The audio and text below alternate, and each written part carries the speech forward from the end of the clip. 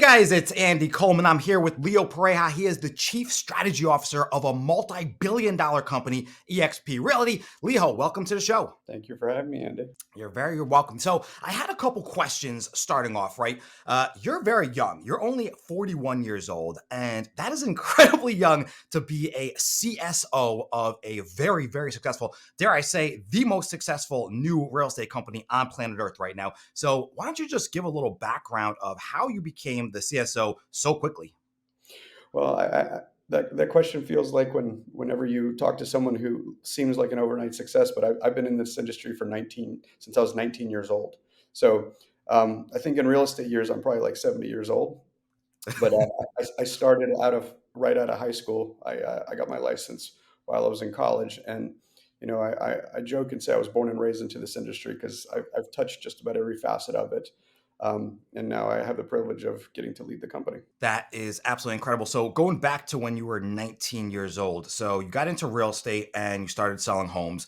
Just take us through your real estate career. Like, how long did it take until you stopped selling homes and started to get into the executive side of things? Yeah, that's a great question. So I sold homes for nearly 16 years. I started at 19 in college, found success early on after stumbling through the financial crisis, reinvented myself, got pretty good at doing distressed real estate during the financial crisis, was able to pivot well a couple times after that. I then started a private debt fund in 2012 that scaled pretty big. Then I started a software company that services about 85% of every agent in the United States called Remine. So the evolution from agent to executive was a process, right? I went from self-employed to a team leader to a mega team leader. In 2010, I was the number one KW team in the world. So I outsold everyone in KW in units in 2010. And for about 4 years running, I was top three in the company.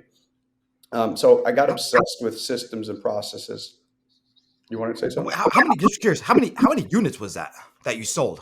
Yeah, in 2010, that was 603. So, one of the interesting What? things that I've watched over time is the size in teams keeps growing, right? So in 2002, when I got in the business, the biggest teams in the country were doing 200 or 300 homes. When I was number one in the country, I was doing 700 homes. And then you've seen an evolution to teams getting to thousands of homes now. So our top team last year did 2,678 homes, I think. So you continue to see the evolution. I think it's two things. I think it's technology, and I think it's also companies like ours that kind of give you a borderless platform if you want to go into multiple markets. So, but as you were asking me, I became a mega team leader, which you become a pretty, good sized business owner at that point. But it wasn't really until I started a private debt fund and then a software company where I raised outside money. The biggest my company's got were about 300 full-time employees, with leadership teams and board of directors and general counsels and HR and all that kind of fun stuff. So um, it was an evolution kind of through baptism by fire in order to have the skill sets that I get to leverage today to help lead the single largest independent real estate company in the world. Yeah, and I want to talk about EXP a little bit later, but I want to circle back to how many agents did you have to get? Because I'm sure a lot of agents watching this are wondering, like, how can I build a team, just like Leo did, or more? You said 2,700 is EXP's top team, and I'm going to get up there one day too. I want to have 10,000 deals done a month or a year, but no. So, how many agents did you have under you when you actually did this? That's a great question. So I would say for an 8-year period, I floated between 400 to 600 transactions a year, and people again hear a number like that or hear my resume, and you're only hearing a finished product, right? The one thing I can say is that success is messy. I heard somebody say that during a keynote once, and it really stuck with me because whether it's a keynote or it's Instagram or social media, we only see the representative of people that they want you to see. And the reality is, humans are messy. Process is messy, right? So stuff blows up. I blew up my team 3 or 4 different times. because stuff wasn't working or the culture wasn't quite right or the market shifted and what worked last year doesn't work this year. And I think that's the part that people don't want to talk about, right? So the size of my team ranged from as low as 10 people all the way to 50 people, right? And Wow. and selling between 4 to 600 units, and where that shifted was the market, right? So when I was doing REO, I could do it with less people because it was more of an assembly line versus when you're doing retail, you're more in the field and dealing with individuals. Um, so what I do advise for people who are building teams is to focus on profitability, because this industry, celebrates, top line behavior. So units and gross commission income, but most of the time people don't want to talk about net, right? So my biggest year ever when I was number one in the world was not my most profitable year ever, right? Oh. I found some, nuances where, there's a concept in business called diminishing returns, right? So let's say you spend $10,000 and generate, $30,000 in GCI based on that marketing spend. You could think that if you double it and spend $20,000, you'll make $60,000, right? But depending on the lead type, your geography, your total addressable market, you could tip over into diminishing returns, right? So you've kind of saturated that market, and it may mean that if you want to continue to grow, you have to go into a new market. You have to go into a new niche. You have to, slightly adjust your business model. And so I would encourage people who are growing teams to just be obsessed over the numbers. Like, whenever I Mm. meet someone who's like, "Hey, I want to grow my business, or I want to make $150,000, or I want to make 300,000, or I want to set 10,000 homes," like you just said. I said, I'll say, "Well, do you understand your current book of business, right? Like, if you tell me you did 100 transactions last year, my first question is going to say, what's the split of buyers to sellers, right? What's the margin versus buyers versus sellers? Do you have team members? Where are these leads coming from, right? Because a Do lot you of want to people, dissect me? Do you want to do this actually in real? Want to dissect what I did? So I'll tell you right now. So obviously, as you know, I'm the number two agent in the company right now. My transaction is done. John Scally's got me beat a little bit, but I did about 250 deals as a solo agent last year, and this year now I got a team. So I want you to dissect what I'm doing because I'm trying to scale to 10,000, 5,000, however many I got to get to beat the number one. So right now I have four agents under me. Just brought on a new one. That's the fourth agent. Bringing on a fifth one. So my three agents that I have now, we're doing about, I'll say, 45 deals. Each one of them's doing anywhere from 10 to 15 deals per month right now. So these are rentals though. So I'm going to be totally different and unique than everybody else because just like you said before, which is a nugget I picked up, pivoting. You said multiple times in your career you pivoted when the market was going south. So that's exactly what I did. I pivoted to rentals, and that's how I made $500,000 in my second year of real estate doing rentals. So I'm teaching my team members how to do rentals, and they're basically helping me out. I'm giving them leads and everything, and our splits are pretty advantageous in their favor because I want them to stick around. I want them to be making more money than me. So what do you think about that? They're probably bringing in about, I would say, 30-ish grand a month, and then we split that. They're taking a bigger portion of that. What do you say of my model now, and can I scale that?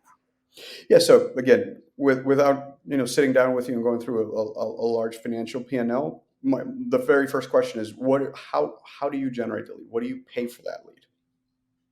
Yeah, so right now I have a few different expenses that I pay for leads. I mean, there are some ways to do it free, like Facebook Marketplace and Craigslist and stuff, because I do the any broker advertiser, get permission from the listing agent, put them up on Facebook Marketplace, and then I get leads coming in, try to get that tenant into that property. And if I can't get them into that property, if they get denied or whatever, they don't like it, I'll set them up on the MLS, right? Get a client out of it. So doing it that way, it could technically be free. I mean, there's other ways to do it where you pay. I have like assistants, VAs, like helping me out. So I would say if I'm doing the paid model, I'm probably spending around, I would say about 4,000 ish per month on lead generation, and we're generating. Oh, geez, we could be generating thousands of leads per month, and each agent would be doing about 10 to 15 deals off of that. So What is that? Let's just say for 3 agents, because I haven't brought on my fourth one yet. He's just learning. That's about 10, 20, 30 deals to 45 deals per month. On $4,000 spent, and each agent is making anywhere from 20 to 30K off of that, and then we split that. So, what do you think about that? So what you need to calculate is it's a term when you raise money. It's CAC, consumer acquisition cost. And so if I were to walk you across any business, we could be talking about generating leads for mortgages, real estate, title, all the way to consumer products. The first thing you need to look at is the total addressable market you can serve. So in real estate, where you live, are you serving the county, the city? Are you doing all of Southern Florida? Right? You determine the total addressable market, whether it's Facebook Marketplace or you're buying leads. You're identifying that total market, right?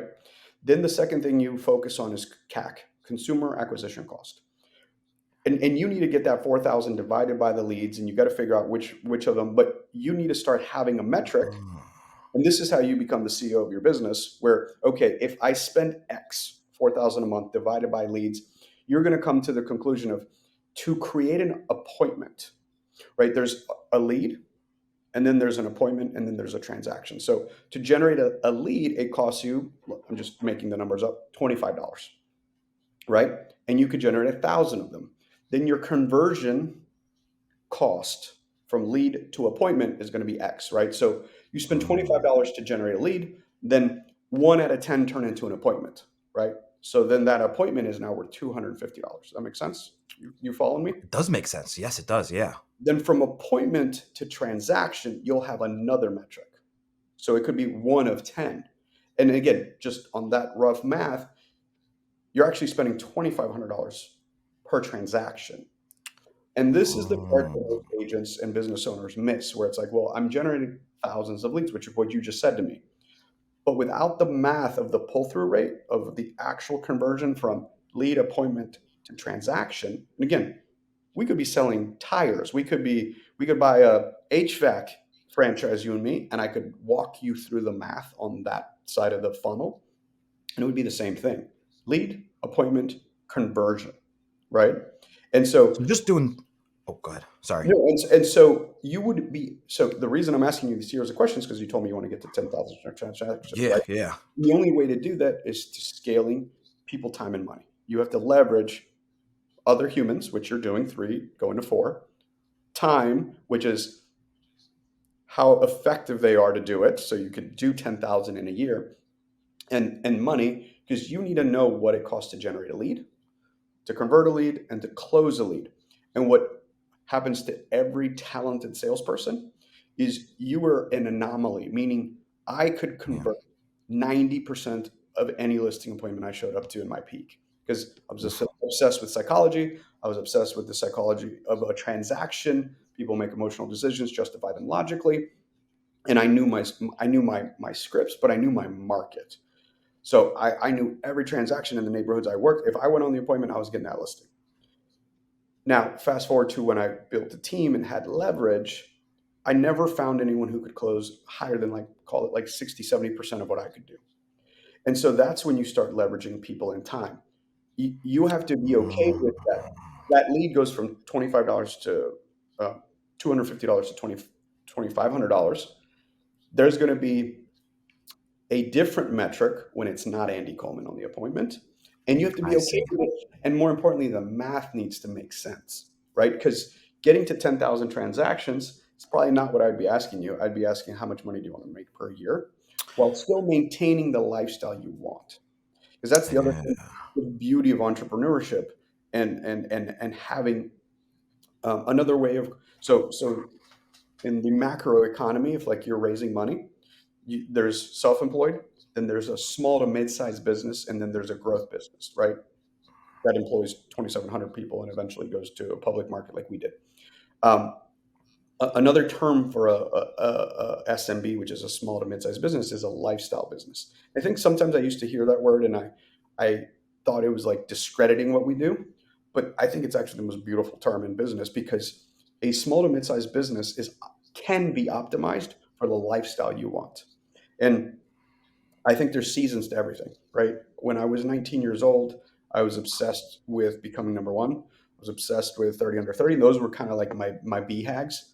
And I did it between turning 19 to 28. That was my singular focus. And in that time That's period, awesome. I met a wonderful woman who became my wife and my business partner, and then we Yeah. became parents. Right now that I have kids, I mean, no BS. My driving factor is I get to take them to school in the morning. I still get to work out right after I drop them off, and I don't miss a kid's event. Like that goes on the calendar first, and I determine everything around that because that's my priority. And so, as you build a business, and I invite people to do this because in my journey, I've been around very successful people my entire life, and the biggest regrets I've heard is I miss my kids everything. I wasn't there for their basketball games. I wasn't like and I know many billionaires who would look me in the eye and I said, "What's the one piece of advice?" And they're like, "Don't f it up. Don't miss out this super finite amount of time." Right. So just like I know my numbers about business, like I'm hyper aware. I maybe have 7 summers left with my daughter and 9 summers left with my son, and like maybe 1,100 more times I can put her to bed before she's like, "Dad, leave me alone." Very Right? analytical about that. Well, but it's finite, right? Like so, Yeah. and that's what's important to me right now. And when we had kids relatively young, when my kids are 18, my wife and I will be 50, and we take care of ourselves and work out and eat right. So I feel like there'll be a whole nother season, right? Whether it's just for us to spend more time together, travel, start another business, who knows what it is. But I think that you know this is the advice I'd give to a younger version of myself, to be hyper aware of the seasons of life and what you want out of it, right? Like you telling me you want to sell 10,000 homes, I would be much more interested in knowing how much money do you want to make because of what that money can do for you. Is it that you're going to Yeah. invest that into passive income so you don't have to? I know you well enough to say you work 12 hours a day, 7 days a week. Yeah. At least minimum. Yeah. And I'll tell you that's not sustainable, right? Like, whenever I do a keynote and I see a 21-year-old wants to come talk to me, and like, I want to be just like you. And they say, what do I focus on? I say, right now at 21, you have superhuman strength on your older peer group, which is you can work 12 hours a day, 7 days a week, and not get tired, and still go out with your friends and be hungover and still function the next day.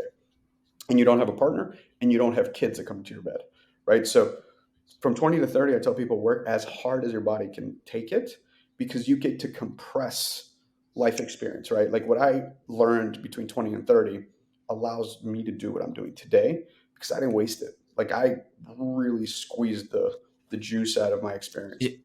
You see, I did waste it actually. I wasted because I'm 37 now, believe it or not. And I wasted my 20s, so I completely squandered them away. So I'm doing what you did in your 20s in my 30s, and that's a message I want to get out to people as well. Like it's literally never too late. Like I literally wasted a decade of my life, and maybe I think it was like 4 years ago. Got my real estate license, and I just started hustling. Well, in my second year, I started hustling. First year, I was kind of a little bit lackadaisical, but I started really pushing myself and hustling and putting in those 12 hours, 16 hours a day. And I'm at the point right now where I'm also doing different things. So I know how you said before, like, unsustainable. And I agree because I burnt out probably, I would say 2 times in the past 4 years. Literally had burnouts where I was like, all right, got to take a few weeks off, cannot sustain this anymore.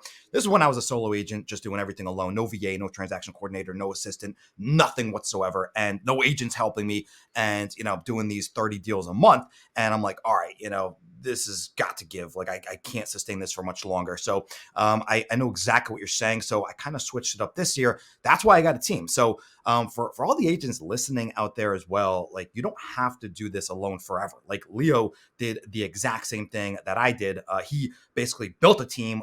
Once he was at his maximum of solo production, he was like, all right, how do I scale? He's a very logical person. I could tell instantly why you're successful because you think of things analytically. Everything is numbers to you. Everything has to make sense. It's like an if-then statement in order. And that's why you rose to the top so fast. So for people that have like scattered brains, get it together, like he's talking about So, so, systems, so processes. I think even that statement, will exclude some folks. The one thing I learned across the journey is especially entrepreneurship, your personal life, you could have 100 to do list all the time, and there's not enough hours in the day to finish it, especially in real estate, Yeah. right? So what you need to start doing is holding yourself accountable to your activity, right? The only thing we can control in life is activity, not the results. So, one exercise I ask people to do, if they're wanting to level up, is to become conscious of how you spend your time. It's the most valuable resource we have. So, for 1 week, if people write down on a notepad every 5 minutes, every 10 minutes, what they do, just as a practice, and I got that idea from a buddy of mine who went to law school. So they learn to bill you, every 5-10 minute increments. Yeah. So they know what case to bill it to. So if you do that for 1 week, you will quickly find out what you do for a living and how you spend your time, Oh, right? I Because like that. as a real estate agent, no one holds us accountable. You're only accountable to Mhm. yourself.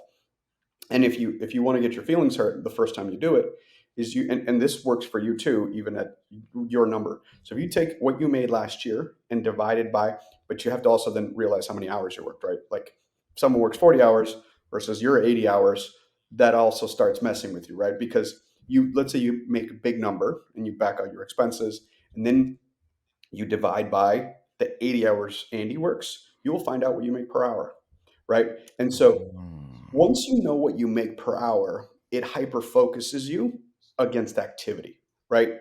Like, you look down at your phone and you scroll through Instagram for 30 minutes. That just cost you fill in the blank, right? $50, $150, $300, right? And then that's just the distraction portion of it. But if you can actually then focus on the business portion of it, if you just spent an hour doing stuff that your VA in the Philippines should have done, or you spend 2 hours doing business stuff. I'm not dogging it, but like, could you have hired somebody to do that driving around in Southern Florida traffic, right? Because most of the time when I say that, and let's say you do a lot of buyers or something, it's like you realize that you're actually a sign installer, you're a document dropper offer, right? You're a Mm. runner. You realize, Yeah. because it's human nature to feel good when you're accomplishing stuff, right? Like, Tony Robbins has said that one of the things when they study the brain that creates satisfaction and happiness is completion, right? So starting with something and finishing it is way more satisfactory to the brain than like sitting in an assembly line doing the same thing over and over again, right? So That's why I make my bed every morning. yeah, just little things like that actually give you dopamine and release those feel good chemicals in your brain. So, but if you can actually hold yourself accountable to what makes you the most money, Andy's hourly potential goes from 50 to 200 to 1,000 to, and you start actually controlling your activity.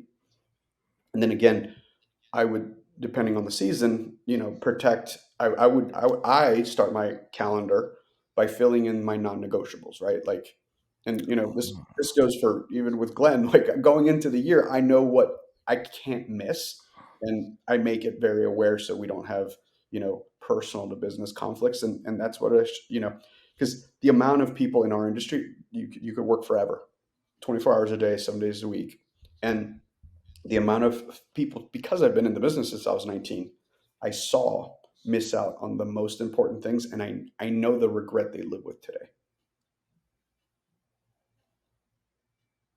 Oop, did you freeze? Nope, nope. I just Oh, paused. oh, I thought, oh, I thought you froze for a second. No, so yeah, I mean, listen, missing out is, one thing. A lot of agents tell me this though, that they don't have stuff to do, where they're like, oh, I can't work 24 hours in a day because I don't have enough to do. Like, what would you say to those agents that don't have, that lead generation coming in, or don't have any kind of showings to do or activities to do? Like what's their issue that's going on in Yes. their business? So I would say that if I had dead space right now in today's world, like, we live in a world where you can learn to do anything, which is fascinating to me as a concept, right? The barrier of entry to gain any skill on planet Earth right now is the lowest it's ever been. So, like, for example, I moved to South Florida. I learned to spearfish by watching YouTube videos, right? Like, Whew. I was able to.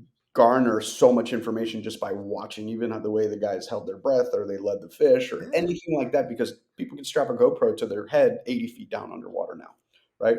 And Yeah. I've learned to cook. I mean, I always loved cooking, but I took my cooking to the next level during COVID, like everybody else did, because YouTube is the best education you can get, right? So if I was in the business and I wasn't sure what to do, I would watch every YouTube video about every niche I wanted, right? So one thing I did really Mm. well in my career, which is you don't have to do what I had to do back then, which is I would find the best in the country at a strategy, and I would call them up and I would mostly pay them for their time to let me spend a day with them, Ooh. um, and shadow their business. And Yeah.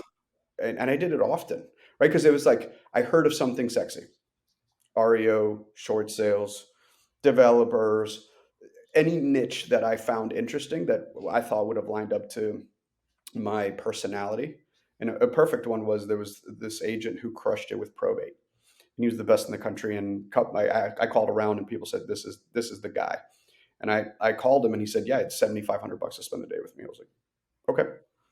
And I, That you know what? Just to cut you off real quick, that's interesting because a lot of agents do not have that mentality, the same mentality you do. If they hear that and they're like, "Oh, I have to pay somebody to learn something," when you can get it for free on YouTube. Obviously, the information on YouTube is different than having a one-on-one with somebody, following them around, having them coach you. But what you did, you invested in yourself, oh yeah, and I think that's very fascinating because most agents, I would probably say, well, what would you think? Maybe 90% of real estate agents do not have the mentality. They refuse to pay for anything. They're yeah, cheapskates about it. And I would say that's you know, 90% human beings that don't work out, don't eat right. I mean, like yeah, no piece of knowledge on earth is like this kind of silver bullet thing, right? Like if someone's not happy with the way they feel or look, it's don't eat bad stuff, don't eat sugar, yeah, don't eat like yeah, it's not there's no secrets, right?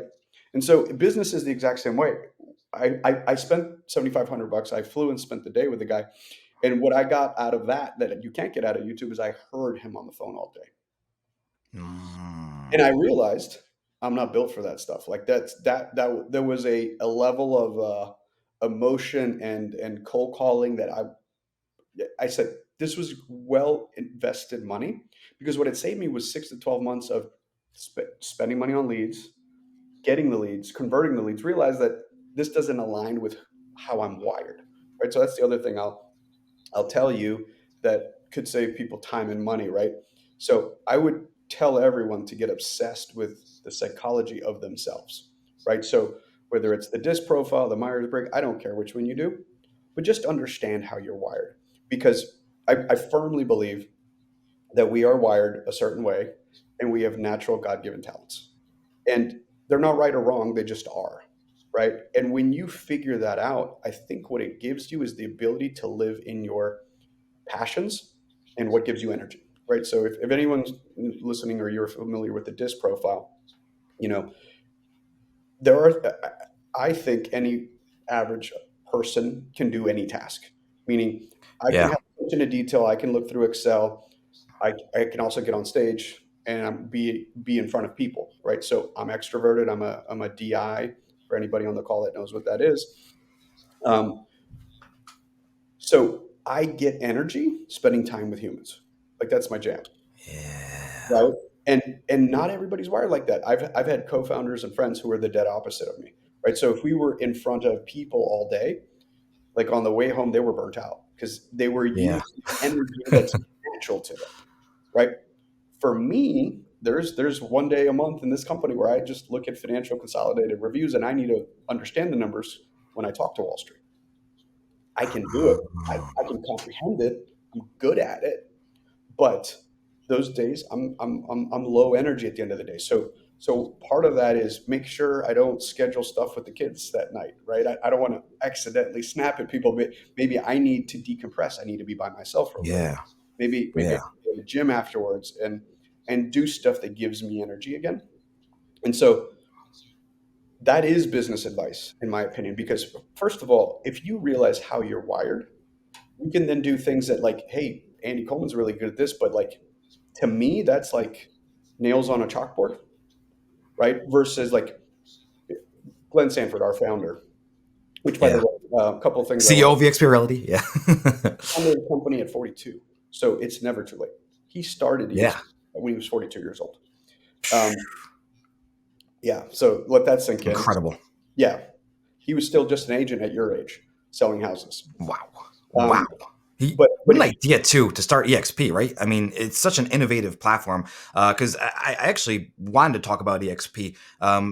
How did Glenn start the company? Because I'm sure were you right there with him, like side by no, side no, in the no, beginning? I joined the company 18 months ago. Oh, Glenn was an agent, and he was a top producing team leader, and he had multiple teams in multiple markets, but he was mostly a buyer's agent, and he had really good lead gen. So like if you hear him talk about his career, it's very different than mine because we have very different personalities. So like yeah, I I got on planes and built high level relationships with multi transactional customers. He was a genius at lead gen and conversion and marketing and like studying those numbers, which there's no right or wrong. That's kind of the beauty of this industry, right? I like to remind folks that we sell a very unique asset, or in your case, rent a very unique asset. Because when you look at housing, and you compare it to other asset classes, so like if we're speaking Wall Street, there's commercial income properties, there's equity, there's debt, there's stuff that different things that people invest in. But real estate is an investment, but at the end of the day, it stores human beings, right? And yes, so the reasons we move, and I always invite everybody to use themselves as a sample size of one, is because of yeah, human condition. You never woke up and said, "Hey, interest rates are 2.875. Today's a good day to move." yeah. No one in the history of the world has ever done that. You wake No, up and you go through your life and the seasons of life, and you move out of your mom's house, and you move in with either some roommates or someone you fall in love with, and you choose to become a partner in life, and so then they move yeah, in with you, and you typically are in a one or two bedroom, and you make or adopt or someone another little human, and you need more space, and then you get a house because you made more humans, and then you need yep, less space because those little humans leave your house hopefully one day. yeah, yeah, And death, divorce, and a couple promotions along the way are about it. Like those yeah. things dictate 80% of our life. So the one thing that we always need to remember is if you look over a 30-year period, depending on the year, depending on supply, depending on interest rates, there's between 4 to 7 million transactions that happen in this country, right? Okay, So there's a minimum number that happens just because death, divorce, yeah, childbirth, household formation, like just demographic things that happen. And then if there's enough supply and it's affordable, you get more, right? yeah, 2021, 2006, right? You had peak years, and then you have trough years, 2009, 2023, where you have right now. bottom, right? Yeah, And so I always invite people to remember that, right? Sometimes we just kind of get lost in this noise. And at the end of the day, it's like, hey, if you're helping people make one of the largest decisions of their life, I was having dinner with some folks 2 nights ago, and I said, statistically, people move 7 times in their life. It's four yeah. times as a renter, 3 times as a homeowner. And the couple I was sitting with started counting on their fingers, and they go, "Oh my God, that's us. We're on our seventh house. Our kids are out of the house. We're in that part of that phase of life." And I said, And again, they'll get there. I'm not predicting anything. That's just math. Understand the numbers, the market. Right during the REO days, I remember this agent who crushes it in Alabama called me and she said, "I want to do REO." I was like, "Well, let's unpack that. Like you said, let me ask you a couple of questions." It's like, "What percentage of market is foreclosures?" And she looked it up and it was like 3%. It's like, "What's the average price point of a foreclosure in your market?" It was like 120,000. I was like, "What's your business look like today?" She was a luxury agent. Her average price point was 500,000. I was like, "Why would you do that?" Right? It's Doesn't a make sense. tiny piece of the market, and it's a fourth of what you do traditionally, right? I was in a market where it was like 20, 30%. And if I wanted to sell real estate, I had to do it because it was one of the markets that got dramatically affected, right? If you were in South Florida, you had to do REO, right? Yeah, So I always lead with questions, right? I I say data to me is that sets you free. There's no need to have an Well, emotional reaction to it. Just understand where what the data is and what I look for. Folks have accused me of being able to predict the future, and I always say my crystal balls only works for about 6 to 12 months out. But yeah, what I look for is what I call an eventuality, right? Like if you yeah. see, the famous Wayne Gretzky quote, skate to where the puck is going, not to where the puck is. And I think data, especially in today's world, is available, and you can see trends. And if you see the trend lines going a certain way and you don't correct, that's on you. You're not pivoting. So, actually, about the data that you're talking about, I mean, you can easily predict the future based on the data that you have in the present, in the past, and then you can predict the future, which is what you're very good at. And you set up a data point that I actually didn't even know as a rental expert. You just said 4 of the 7 moves. People are going to move four times into a rental property and then 3 times into a home property. I never knew that. That's fascinating to me. So I'm here scratching my head because I've been doing the rentals for my entire career, past 4 years or so, and I'm like, why are agents skipping out on the first stage of a potential client? It's renter, buyer, seller, and I'm guessing they're going to be a seller. What 3 times or something? Buy 3 times, sell 3 times, Yeah. rent 4 times. Is that kind of accurate? Mhm. So out of those, that's more than 50% of their moving capacity in their entire life. Why are agents? Why have agents? Why 99% of agents not do rentals? Answer me this, because you've been doing this longer than me. I'm scratching my head. I don't know why are they skipping over renters? Well, historically, and I think again, everything is an opportunity, right? I don't know your numbers intimately, but my guess is the reason you found a unique opportunity is also price point, right? So if a commission in some other part of the country is $500 or $600 on the rental commission versus $3,000, right? Because depending on the market, it's about half of the first month's rent. So if you're doing rentals Yep. at 4,000 to 7,000, it's very different than if you were doing rentals at 1,600 to $2,000, right? Again, it goes back to total addressable market, conversion, because the cost of acquiring a lead and the effort to do that transaction then has to pencil out to return on an investment. So again, that's one question Yeah, where it's, go It's ahead. it's curious you're saying that because I talk to agents. I started my program rentals. I'm teaching agents now. Very excited to partner with the EXP on this too to get all the agents involved. But I've been talking to all of these agents from across Texas, Arizona, California, New York, Massachusetts, Florida, everywhere you could possibly imagine. I just helped an agent in Louisiana. They're making half a month's rent. Their average 3-bed 2-bath in Louisiana, New Orleans is $3,000. She's going to make $1,500 on average commission. I charge a $300 transaction fee. I teach how to do that. That's $1,800 she's going to make per deal. And as you know, it takes about 20 hours to do a sale transaction, listing or a buy. But for a rental, we're talking 1 to 4 hours. That's it. 1 to 4 hours max. 4 hours is like your maximum. So you can do 5 deals, maybe sometimes even 10 deals in the exact same amount of time it takes to do one purchase. If let's just say you're using that number, 1,500, 1,800, 2,000, you could literally do more transactions and make a little bit less money, but equal out to more or equal to the purchases. But when it's not a purchase market right now, people have to pivot. So I don't understand, I've just spelled out the math, right? You can make 10,000, 20,000, 30,000. In my case, 50 or 60,000 every single month doing rentals because you're just doing more transaction for the same amount of time.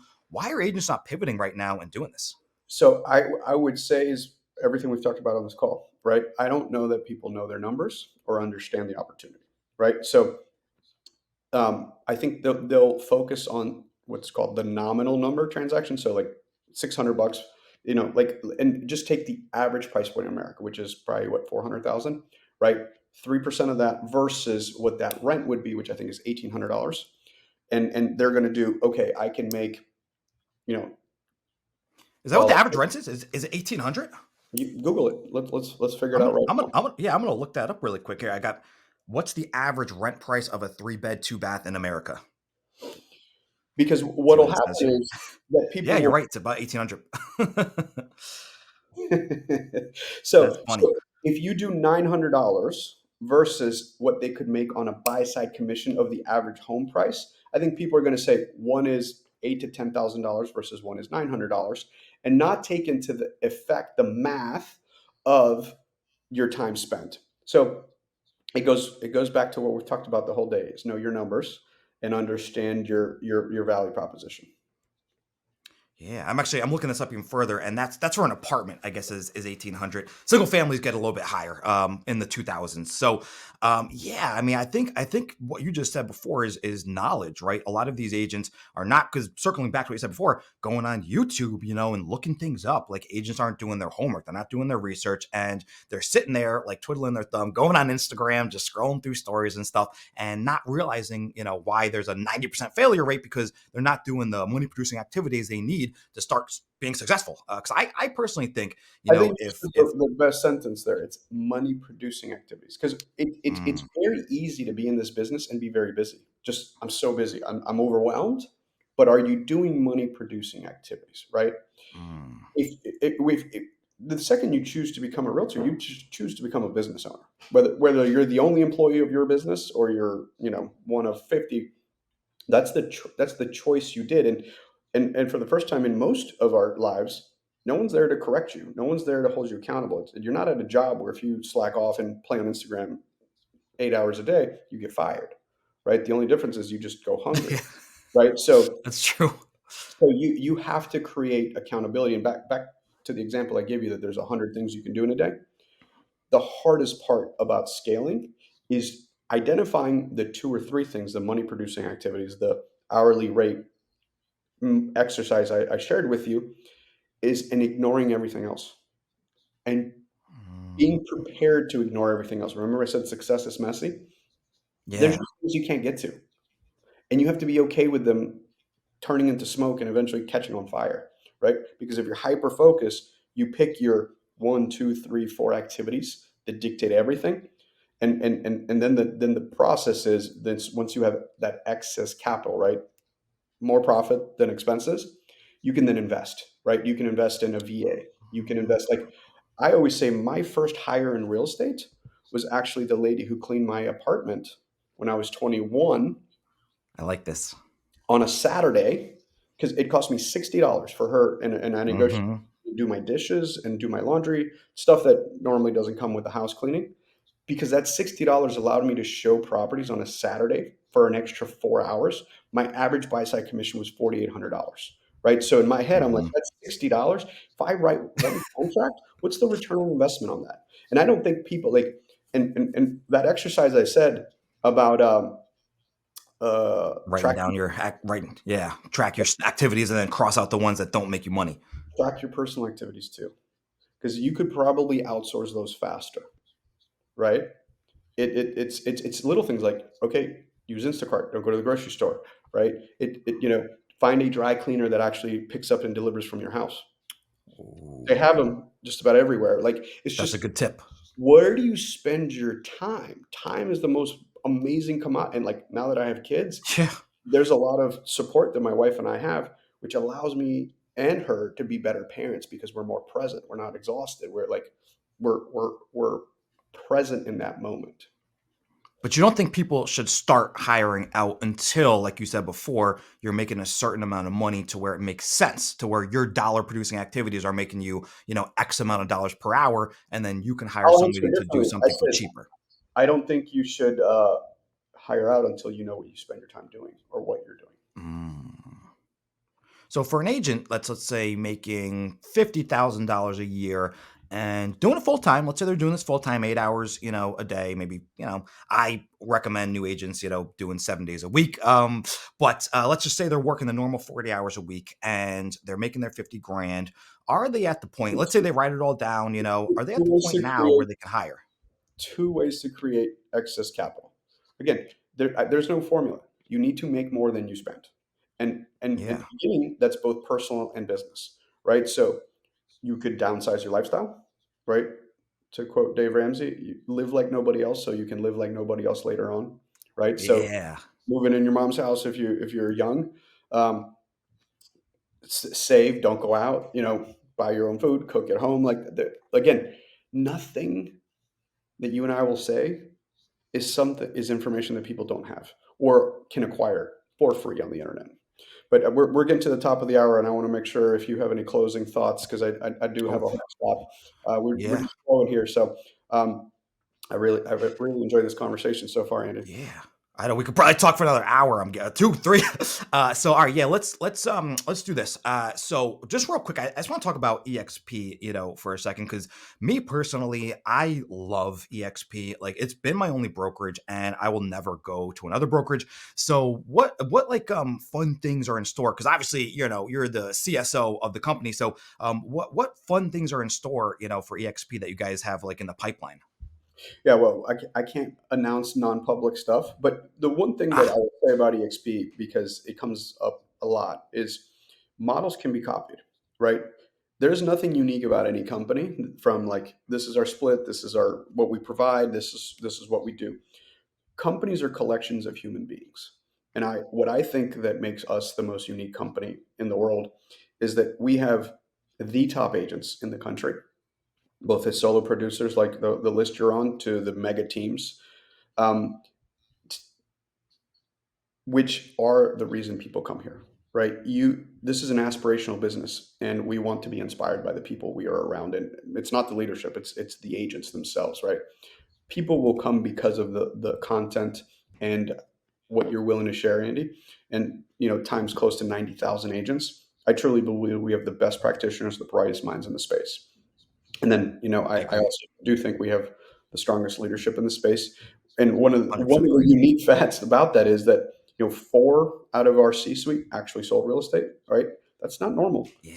Most big companies don't have true practitioners running the company, which I think allows us to listen and pivot faster than most of the other ones. That's one of the biggest things you just said. You guys listen to the agents. Like I'm literally on the agent advisory council in Florida, and you guys listen to my, advice. Like I wanted a strategy or a way to get out of the, cashier's checks and money orders and start doing like some digital stuff for rentals. And then you guys acquired or partnered with Deposit Link. So I'm like, oh my god, like I mean, That's just sound idea. everything. I'm well familiar with Yeah, that. like Deposit Link. Yeah. Yep. Yeah, Deposit Link basically allows you I to said, I said instead of I'm familiar with that deal. I signed that oh, contract. I thought you said I'm not familiar. No, no. No, yeah. I I mean, saw that was brilliant. Yeah, Yeah, like because you're listening to the agents. we saw the feedback, and we went and found a good tech company, and I made sure that it was compliant and we could integrate it seamlessly, and it was via an API, and we did it. Now, I'll give you one thing for Deposit Link though. They're not at the point yet where they can take like first, last, and security. It's only for commissions. So I just recommend, just trying to figure out a way to take first, last, and security so they can distribute it out to the landlord, listing agent, and us. I think that would really like solidify it and make it like a really go to. Send me an email, put deposit link in the subject line, and tell me what you want, and I'll take care of it. Look at that, guys. He's actually we're changing, a 90,000 agent company, a multi-billion-dollar company in real time right now. That's why EXP is the best company in the world. The executives actually listen to the agents because they've been there, they've done that, and they know what's best, to grow as a whole. Because I think when we started off, we had what, like maybe when I joined 4 years ago, we had like what the 20,000 agents, and today we have 90,000. That growth rate is incredible, and I know you guys want to reach hundreds of thousands of agents. I know you want to be in like hundreds of countries. So just parting off, because I know you got to go now. One tip, one piece of advice for newer agents. That's what I say to all new agents. Find someone you want to be like, and not only business wise, but personality and who they kind of are as a whole human being, and go learn from them. It's the shortest, it's the way to compress time the fastest. Modeling And success. if they have to pay for their time, do you think that's okay? I've, I've, I've spent hundreds of thousands of dollars investing on accelerating my journey. And look where you are today, guys. That's Leo Pareja. Leo, if anybody wants to find you on Instagram or anything, do you want to give out your handle? Instagram, my handle's the same across all of them, which is just my name, Leo Pereira.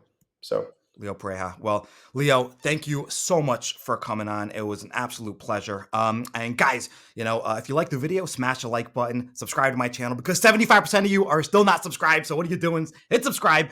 And until the next one, I'll catch everybody then. All right, thank you. we're done. Bye, guys. Bye.